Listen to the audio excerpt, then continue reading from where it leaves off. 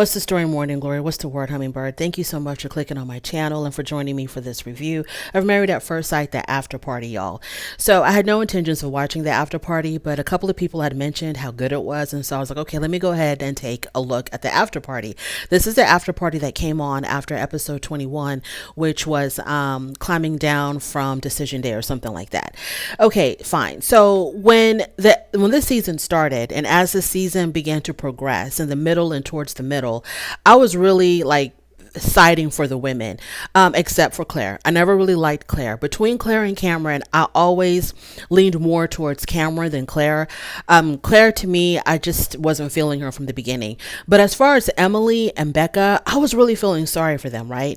I thought that they were with these men who were just really toxic, these men who were just, not treating them right, these men who just really weren't trying to make these marriages work. For example, Emily and Brandon, I really truly believed that Brandon was I thought he was just rude. I think he was just like constantly rude to Emily as far as how he talked to her, how he treated her, how he looked at her. I thought he was just being plain rude. She was really trying. She was really putting in the effort. And it seemed like he just didn't care enough to do much of anything. Like he was just waiting until decision day to tell her no so he can go about his business. It didn't seem like he was interested at all in making anything work with her. Now, with Emily and Brandon, there was always these rumors circulating that, oh, he didn't like her because she was too much of a party girl. He didn't like her because she slept around a lot before, she got on the show. He didn't like her because of this, because of that.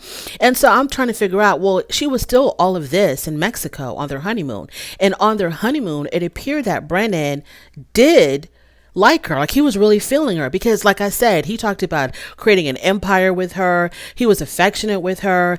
And then as soon as they came back to Denver, a light switch just turned off on him and he became a completely different person. And obviously something specific had happened to make him change. I don't think he changed for no reason. Now, I just couldn't figure out what it was because this whole entire cast has been doing the whole optics game. So all of them, every single last one of them were portraying not themselves on camera. They were not their real authentic selves on camera. Maybe possibly Lauren was more authentic than anybody else, and maybe possibly Chloe and Michael. So other than those three, everybody else was faking the funk as far as I'm concerned, based on what I saw on the after party. So Emily and Brandon didn't quite understand why Brandon had changed on her so drastically. I'm assuming people were feeding him information about Emily. I don't know. And I've always felt sorry for Emily. I was always siding for Emily. I felt like I said before, like she was the one that was really in it for the right reasons and he wasn't. When it came to Austin and Becca, I felt the same way. I felt like, Becca really wanted this and she was really trying. And I felt like Austin would pretend to want it, but you got the feeling that he wasn't really being genuine. Like as far as when the cameras were there, he was going to go through the steps, go through the procedures, say what he needed to say, do what he needed to do to appear as if he wanted this marriage to work with her. But then it seemed like they never could progress. They could never really move forward. And y'all, I am not talking about them having sex. I'm just talking about them creating a deeper connection, like really finding this attraction between one another. Like it never really got to that point. It was really obvious from day one that Becca was extremely attracted to Austin. And Austin, it was always like not really understanding exactly how he felt about her. Like, do you like her or do you not like her? Do you think she's kind of cute? Are you attracted to her at all? It's like it was never really clear. Like I said, on camera, he seemed like he wanted to try. He said the right things. He did the right things. He did all the assignments compared to Brennan, who did all the assignments half-heartedly, if at all. Austin went full throttle with the assignments. Everything he was supposed to do, he did it. On camera, it seemed like he was really trying to make it work, but then Becca would talk about how off camera he was different. He wasn't interested in her at all. They barely talked. He showed no attraction to her at all whatsoever. But on camera, he would always talk about how he is attracted to her. He does want it to work. He does want to create like a deeper connection with her, but it never really happened. So here I am feeling sorry for Becca, feeling sorry for Emily, never felt sorry for Claire, definitely felt sorry for Lauren, but she's not, a part of this conversation at all. So I'm watching this after party and it's like, okay, things are beginning to kind of sort of make a little bit of sense now. It seemed like the whole entire time, really, the women were the one playing this optics game and not really the men. Or maybe they all were. Okay, they all were. They all were sending their representatives on camera and being something different off camera. But the women would put so much blame on the men changing, and they were changing as well. Sometimes it seemed like they were more fake, more manipulative, more controlling than the men were. So let's get into it. So the first thing that I want to talk about, this is just a straight up conversation. It's not a review of the after party because I had no intentions of talking about it. I had no intentions of making any notes. So a lot of this is just off the cuff. Let's talk about, first of all, initially it started off with Keisha, Chloe, Keisha's husband, Brad, and Austin. That segment we can skip over. I really didn't take too much out of that. I didn't watch too much of Chloe and Michael, which maybe I should have, but I didn't because it was kind of boring to me. So I just wanted to hear Austin talk. And Austin, when he talks, what he says and how he says it is extremely convincing. You would not believe that he's the same person that Becca is describing, that he's this person who was manipulative. He was this person who was aggressive, because she talks about how sometimes he would raise his voice at her and be really aggressive with her. He was not this person who was so manipulative that he would be one way on camera and another way off camera. Like, he doesn't, like, when you hear Austin talk and you hear Austin defend himself, it's like, Becca, are we like referring to the same person? Because this guy is not who you're talking about. He's very like, he talks really, he's very mild mannered. He talks really soft.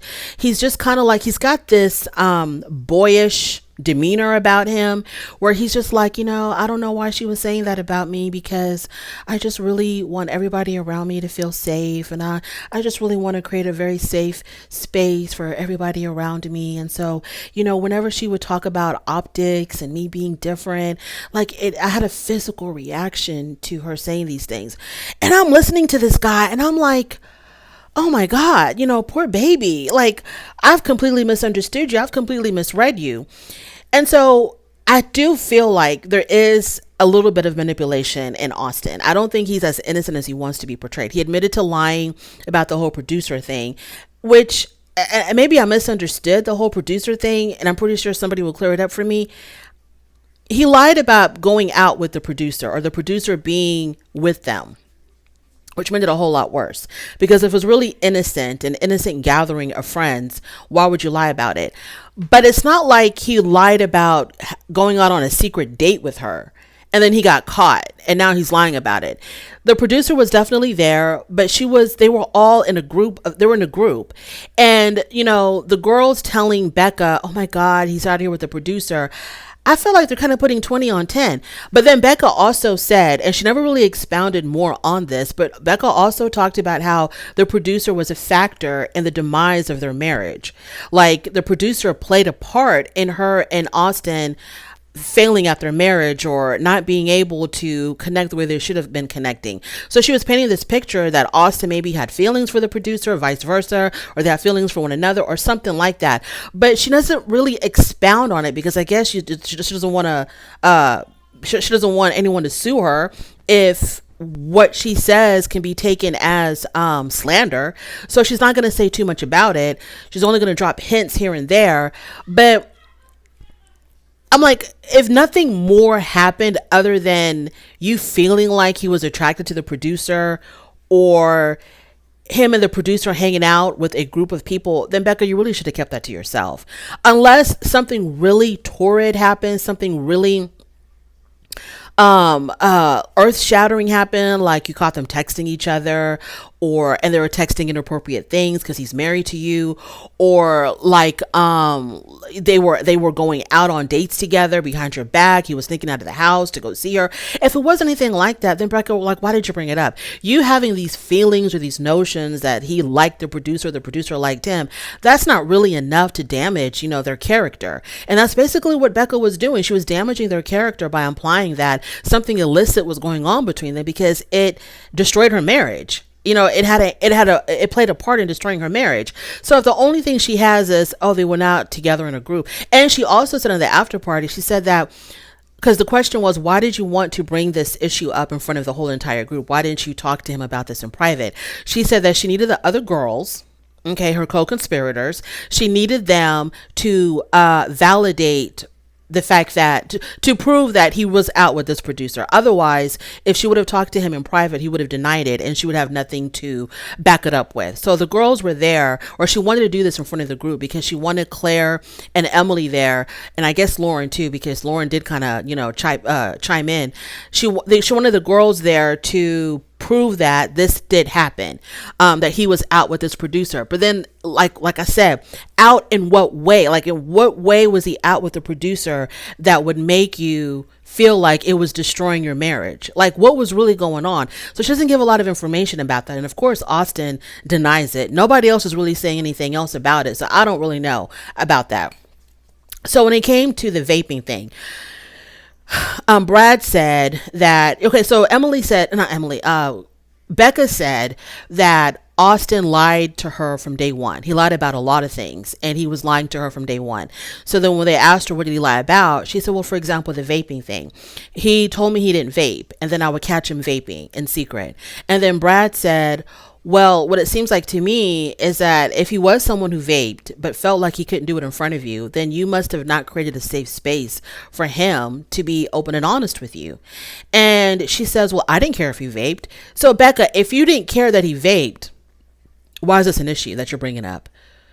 If you did not care, so she says, I didn't have an issue with him vaping. I had an issue with him lying about it. Okay, so this is what I'm talking about. So why would he lie about vaping? If you didn't have a problem with it, he could vape, smoke, do whatever. Why did he feel the need to lie about it to you? Unless you're trying to imply that there is something psychologically wrong with Austin. Like, he's a pathological liar. He just lies for no reason. Is that what you're implying? Then come out and say it. And then when she said, well, he lied about so many things since day one. What else did he lie about? Why is it so? Other than the vaping, girl, what other example can you give of him constantly lying? Besides the vaping and besides the producer thing, what else did he constantly lie about from day one? Okay, so then after that, Claire manipulating the narrative by telling Cameron to be on the girl's side before the pizza party. So that was another good little tidbit right there. So Becca said that there's text messages that she had seen from Claire where Cameron was telling Claire to lie on camera. I want you to lie on camera. I want you to act like I'm being cold to you. I want you to act like I'm being mean to you, which didn't make any sense. Like, why would he want that? Why would he want Claire? It wouldn't make any sense if that was his idea. He initiated that whole thing. Why would he all of a sudden want Claire to make it look like he's being mean to her? He's being cold to her. So then Cameron said, well, I have the full text messages. Okay, if you want to see everything in context, because what you're talking about is just the tidbits that she wanted to show you. She didn't show you the full picture. So Cameron was saying that, look, she was the one that, because, she wasn't feeling him, which we saw, she wasn't really feeling him. So she didn't want to look like the bad guy by rejecting her husband, I guess, because previous cast members who rejected their husbands or rejected their mates right off the bat from day one are kind of seen as, why wouldn't you give this person a chance? You're being mean. You're not giving them a chance. You're not, following through with the process. So she doesn't want to look like that. So according to Cameron, he would send her messages, or she would send him text messages telling him to be more mean to her, to, just to be mean to her so that she can look like the victim, so that she can have a reason to reject him, or to have a reason to not get closer to him or whatever. To me, that kind of makes more sense, because we saw that she was not into him. We saw him trying to be closer to her and her kind of like rejecting all of that. So to me, it just makes sense that she would be the one to be like, hey, I want you to be more mean to me on camera so that she doesn't look like the bad guy constantly rejecting him. I don't know. That's what makes sense to me. Okay, so we talked about that. Cameron willing to lie about them, but not about their marriage. And so Brandon and Emily were having some serious issues, right? They were both doing each other dirty. But the girls were on Emily's side and they wanted to bring Brennan down. And so Claire had wanted Cameron to lie about other people's marriages. And this is what I'm talking about. The intermingling of couples has to stop. It has to stop, because in my review of the most recent episode of Married at First Sight, episode 21, I talk about how stop putting these, and I understand like, this started having the cast members all live within the same complex. It started because the producers wanted them to, because they're going through the similar experiences, that they should be there for one another to support each other. I agree with that concept. I agree with that theory of, yes, have them all live together in the same unit so that they can be there to support one another, rely on each other, lean on each other, whatever. I agree with that. But then no one anticipated that you would have a Claire or a Becca who is trying to tell everybody else what to do. So from now on, Married at First Sight, stop it. End it. Nobody living together in the same unit. All the couples live separately and do not commingle and do not interact to influence each other on each other's marriages. So, so Becca claiming, so Cameron had said that she wanted, what's her name? Cameron has said that Claire wanted him to lie about Emily and Brennan's marriage to make Brennan look bad, to say things that may not be 100% true about Brennan. And this falls in line with her wanting Cameron to be on the girl side. So Cameron was like, look, I will lie about our marriage to paint whatever narrative you want to paint about us, but I'm not going to lie about other people's marriage. And that's where he drew the line. And that's what really pissed him off. To me, that sounds kind of believable. It sounds a little bit more plausible. But then again, with these, I keep on getting shapeshifters.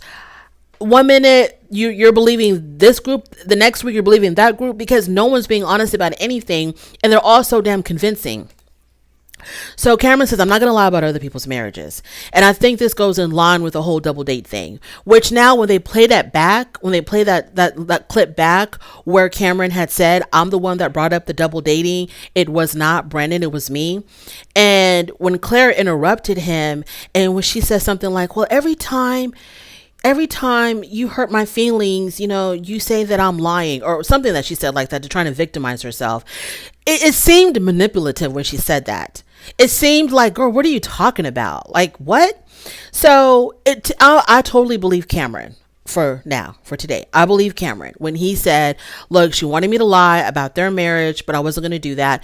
One example of that was whenever he said, I did tell Brennan that I wanted us to go on double dates, but after the process was over, not during our marriages, which to me, that makes sense.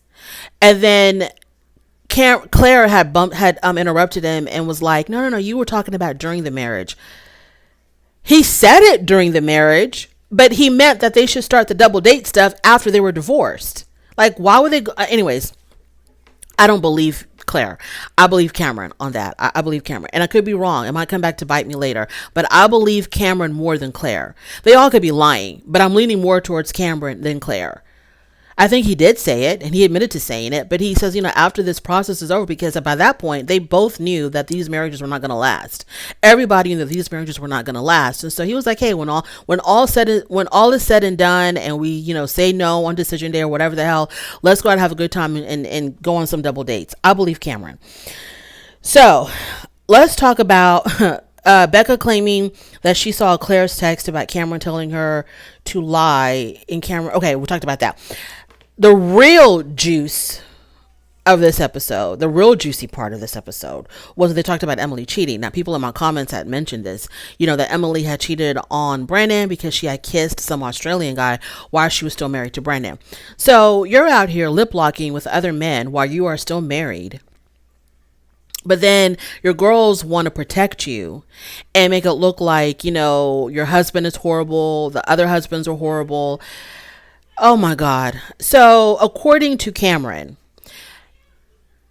what he had heard from Claire, everything boils down to Claire. What he had heard from Claire was that because Emily had seen some inappropriate messages between Brandon and some other women on his iPad, she felt some kind of way about it. So she went out and she ended up making out with some random guy. I'm assuming at a bar, a club, I don't know.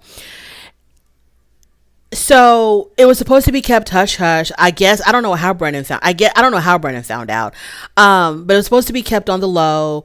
But because Claire was so hell bent on exposing Brennan, Cameron had told her, "Hey, let's not go there. Let's not go there. Let's leave Emily and Brennan's marriage alone. Let them deal with their own issues." But because Claire wanted to expose Brennan so bad, she was willing to make Emily collateral damage, meaning that if she was going to be so hell bent on helping expose Brennan, Brennan was going to bring up Emily making out with this Australian guy. So Cameron was like, if y'all try to go so hard on Brennan, he's going to attack and he's going to bring up what Emily did. And so Claire said to Cameron, according to Cameron, well, that's what cheaters get. So she was willing to let her own girl go down in flames because she's so focused on bringing down Brennan. Claire, did you have a crush on Brennan? Did you wish that Brennan was your husband instead of Cameron? Like, what's really going on? Okay, Claire had no issue. Okay, collateral damage, hard for Becca to see. Okay, so that was basically, I think, the main gist of it. That was the most important parts of the after party, was that Emily cheating, Claire being so controlling,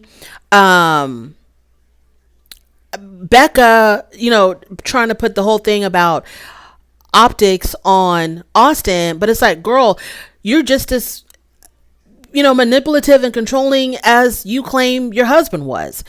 Because we talked about how, Austin had said several times during the season, he had said that, sometimes, not several times, towards the end, he mentioned it a couple of times, how Becca can be controlling. And Becca herself admitted in episode 21 that she is controlling and that she is demanding. She admitted that herself. But on camera, she put it all on Austin. She says she still cares for him very deeply. They showed the clip of Austin talking to his roommate and he was crying, talking about Becca. And she said that it really hurts her to see him hurting.